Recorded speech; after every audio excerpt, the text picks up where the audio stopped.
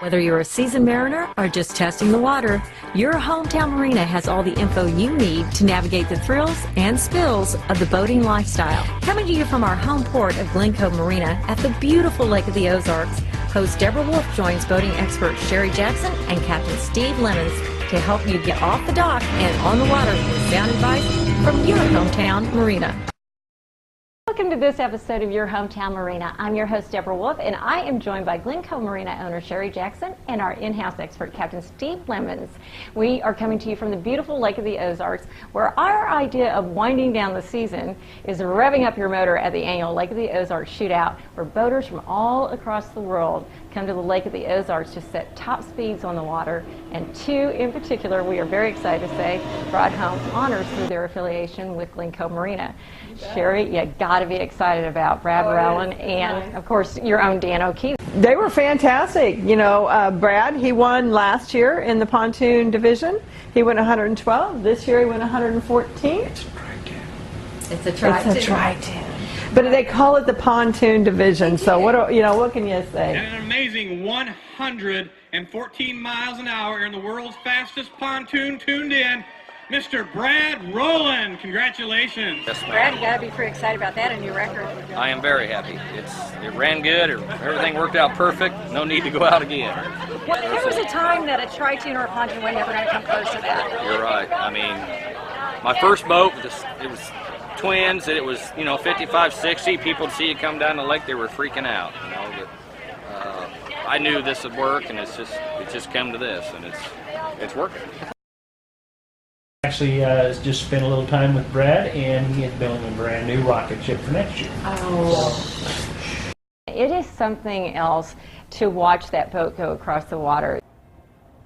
You just don't conceive it can go that fast. Or 114 miles per hour. That's crazy. It is. In a Tritoon. In a Tritoon. That's crazy in any boat in my book. Yeah. And what's even crazier is Dan O'Keefe, 95 miles per hour. When I realized on a personal watercraft. The record prior to that is his record, and it was 80, so 15 miles per hour faster. 95 is what they actually clocked him at, and that's what his official time is. And that's pretty awesome. But you stayed on it at that speed. It was impressive. Yes. You got to do a little bit of that, didn't you? You participated in the shootout, didn't you, Captain? Yeah, you probably see me out there running back and forth in my arch Tritoon at a blistering 7 mile an hour. And how many trips was that? I made 60 trips on Saturday. 60 trips, wow. Insane. Shuttling people back and forth. Take 13 out, bring 10 back. Well, I'm pretty happy then, because you left here, went up there, and came back and made 60 trips back and forth, and well, that was didn't even use a tank of gas. Yeah. Stay tuned to Your Hometown Marina. When we come back, we have some special shootout footage just for you.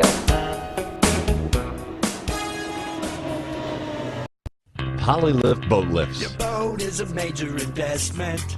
Make sure it sits on a polylift. When you need a boat lift to raise your boat out of the water, choose the one voted best boat lift at the lake. Choose Polylift. Any size, built with the best quality construction, a lifetime warranty on the tanks, and the service to stand behind it. We don't just build boat lifts, we build Polylifts. We don't just build boat lifts, we build polylifts. Welcome back to Your Hometown Marina. I'm your host, Deborah Wolfe, and I am at Glencove Marina, and I am joined by Chief PWC Technician Dan O'Keefe, who also happens to be the new shootout record holder at almost 100 miles per hour. At what point did you know I'm breaking this record by a long shot?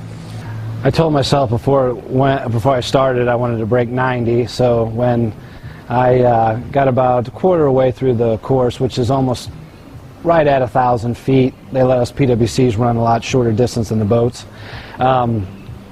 Midway through 800 feet, 900 feet through, almost to the end, I knew that I was well above my target of 90 miles an hour. I couldn't see the actual number, but I could tell by feel, and I ended up going way faster than 90, so I was very happy. I was really, really happy. And the old record, I'd like to point out, was held by you as well. Yes, ma'am. Or set by you, actually. Set by me, yeah, in 2009. 80 miles an hour. How did you fine-tune your bike to get there?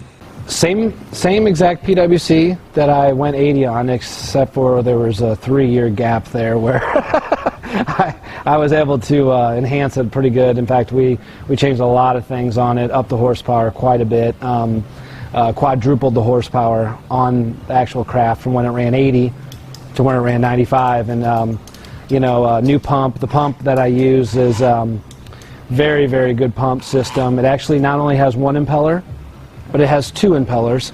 That enabled me to stay planted in the water a little bit better, which also pushed my riding skill to make sure I stayed on it, because it was not glass water, but enough to get it done. You're saying that when you're going those speeds, you really are holding on for dear life. Is that right? Yeah.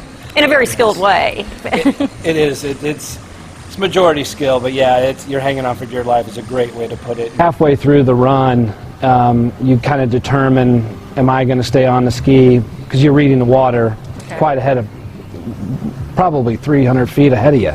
So you're reading the water going, okay, I think this is going to work, I think this is going to work. It's a little ritual I always believe in. You always look out far ahead of you, and then you know what you're coming up against. Because PWCs, they don't just stop on a dime at 95 miles an hour. So you're processing a lot of information very quickly when you're out on the course. Yes, especially that course. That is a rough patch of water. I am tickled pink, delighted to be to have run 95 miles an hour. Our GPS said 98, but you know, I'm not bickering. I'm happy. It was a rough ride and well worth it. You acknowledge how dangerous it really is.